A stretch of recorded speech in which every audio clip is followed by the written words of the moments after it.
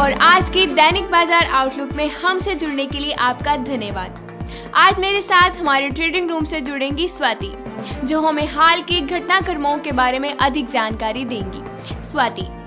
Wall street तेजी से उच्च स्तर पर समाप्त हुआ क्योंकि रूस यूक्रेन सीमा पर तनाव कम होने के संकेतों ने जोखिम भरे सत्र को जन्म दिया। तीनों प्रमुख सूचकांकों ने दिन में ठोस बढ़त दर्ज की। 2021 के अंतिम 3 महीनों में जापान की अर्थव्यवस्था में सुधार हुआ क्योंकि गिरते कोरोना वायरस मामलों ने खपत को बढ़ाने में मदद की। हालांकि कच्चे माल की बढ़ती लागत और नए ओमाइक्रोन संस्करण के संक्रमण में स्पाइक के दृष्टिकोण को बदल दिया। इस दिन से यूरो की रैली एशिया में कम हो गई। हालांकि इसने रातों रात लाभ प्राप्त किया क्योंकि रिपोर्ट के बाद आशावाद के रूप में कुछ रूसी सेना यूक्रेन की सीमा से दूर चले गए थे।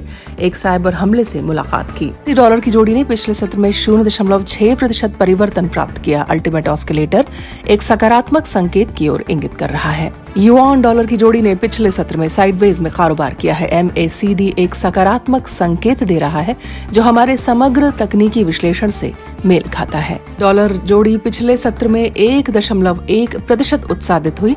यथा स्टॉकेस्टिक RSI हम एक अधिविकृत मार्केट में है। ये जोड़ी पिछले सत्र में नीचे की ओर 0.1% गिरी। ROC एक नकारात्मक संकेत की ओर इंगित कर रहा है। अमेरिका सतत रोजगार के दावे जारी होगा 13:30 GMT पर। अमेरिका गृह निर्माण प्रारंभ 13:30 GMT पर।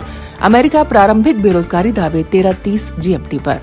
जापान का राष्ट्रीय उपभोक्ता मूल्य सूचकांक जारी होगा 13:30 GMT पर। ऑस्ट्रेलिया के रोजगार परिवर्तन 0:30 GMT पर।